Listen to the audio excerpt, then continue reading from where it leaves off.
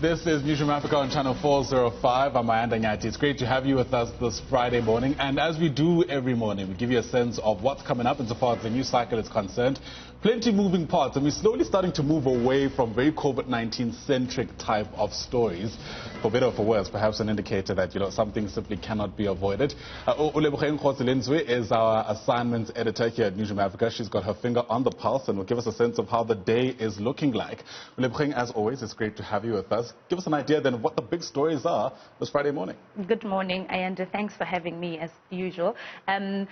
We are in Johannesburg. As you've just mentioned, the stories are starting to look a little more ordinary, Right. than what we've been seeing in the era of COVID-19. So Mnisi is at the Roodepoort Magistrates Court today. He's following a story of a woman who has been arrested yesterday for calling another woman the K word, using the K word on another woman. So a case of criminal injury was opened against her after a video trended on social media for a couple of days, showing, depicting a scene at an accident where the two women were involved in a car accident, and this one kept on hurling these racial remarks, the very uncalled for and illegal K word on another woman. Yeah. So Linda will be taking a close look at that at the Roodepoort Magistrates Court today. It was a very charged exchange, and of course for many South Africans it brings up the not so far distant memories of the Vicky Mombergs, the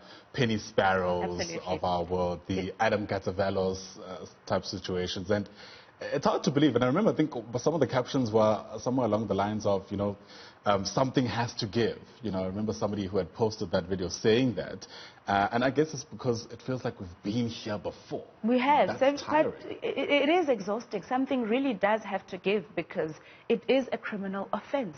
There is a charge against it, and South Africans cannot continue to be using this word in the long-standing democracy of South Africa. So that is why we see every now and then when such an incident happens, the legal process will take its course and the justice system will crack the whip.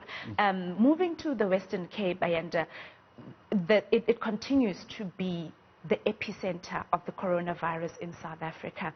But we look at a story exclusive to Newzroom Afrika, quite a sad story where a woman who was the first person in Khayelitsha, the first township in South Africa to register a case of COVID-19. This first patient has now recovered, but she has nowhere to go, and she has a 3-year-old child, and they have been chased out of the community because they accuse her of having brought the virus into the community. So she details how stigmatized she has been, and not only by the community, but also the discrimination that she has faced at the hands of doctors and nurses as she was getting her treatment. It's quite a somber story. It's quite, a story that we really don't want to hear, but a story that must be told.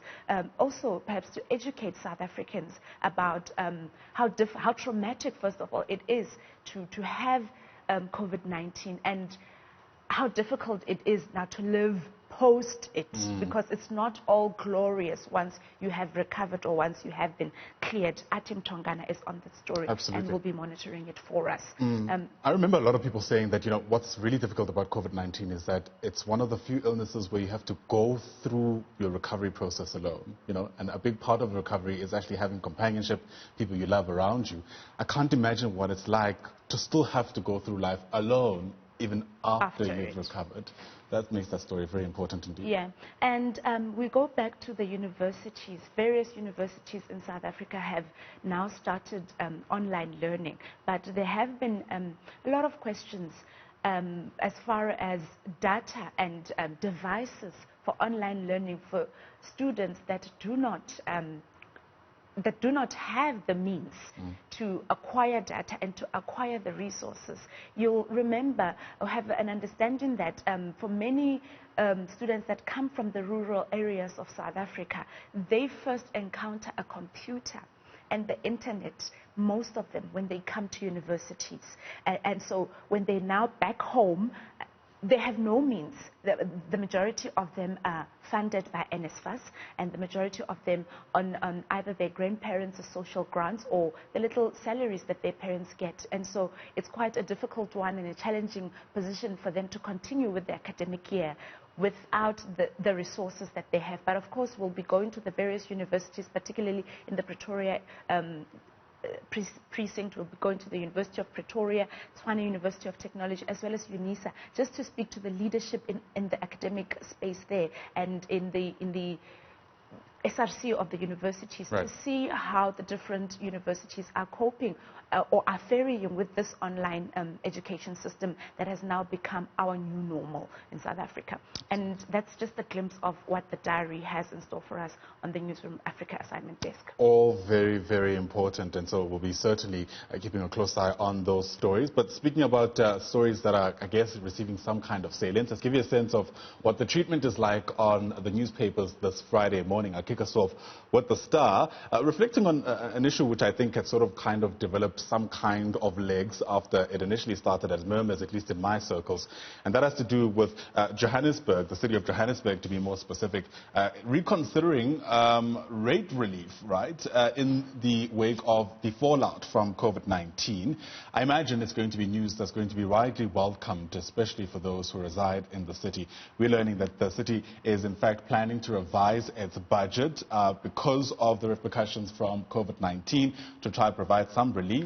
This after registering quite a record low in the number of revenue that's been collected over the past few months, and we all know why. You know, we're finally starting to see the ripple effects of a lot of people being out of work, many people having to, take a salary cut, for instance, and just generally a lot of South Africans being even more cash-strapped than they were before the pandemic swept through our economy. And so I think, it'll certainly be news that's likely going to be welcome. They detail some of the ways through which some of the budget is going to be restructured in order to ensure that, people continue having services even if they're not able to pay for it.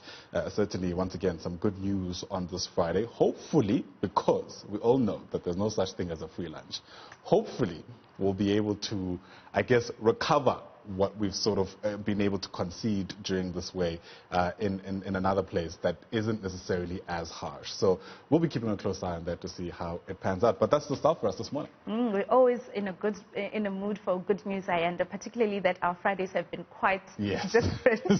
It's been a tough few weeks. There's been quite a lot of memes on social media saying that it's the first time we see a month without a weekend, so every day is a weekend. But it's quite different. It's not the fun weekend that we're used to, so quite welcome good news here. Which, speaking of the city of Johannesburg, brings me to this powerful picture on the front page of The Citizen, where scores of people are queuing for food parcels, and then there's a motorist there passing in this very beautiful classic car, and they have a little note there to say the haves and the have-nots, just to show the disparities and the differences in society and in how the different classes of society are dealing or grappling with COVID-19.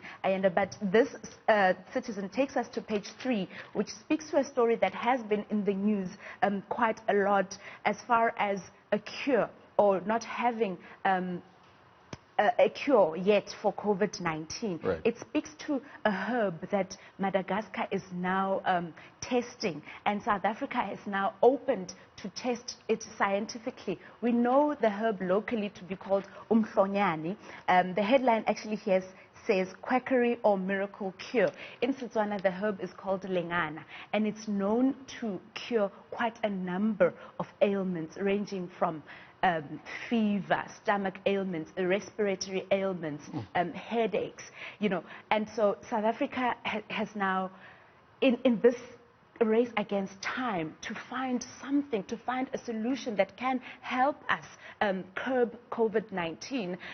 We are seeing the government now willing to test scientifically if this herb can be used as part of other medicines that are trying to help curb COVID-19. And I think this will be some good news to the different traditional healers association in the country, who have continuously called for them to be included as part of the solution in fighting COVID-19. And I think it's quite an interesting one for the development of indigenous knowledge systems and indigenous medicines in the country as well. I think it will continue to be a talking point. Absolutely, especially because it's also unearthed some great conversations, debates, if you like, about authorities on knowledge, right? So a lot of people suggesting that, we need to test it in ways that we've been used to, alluding to perhaps ways that have been largely accepted as Western modes of knowledge gathering and verification. So we'll certainly see how that pans out. But very quickly, the Business Day is looking at, essentially the Western Cape and their situation. Like you said, they are the epicenter of the virus at the moment, and they're now roping in the private sector to help with testing. We'll see how that pans out. But we'll leave things there, at least for now. Thank you very much for coming through, as always, helping us understand those big stories. Olebogeng Kgosilentswe is our assignments editor here on Newzroom Afrika.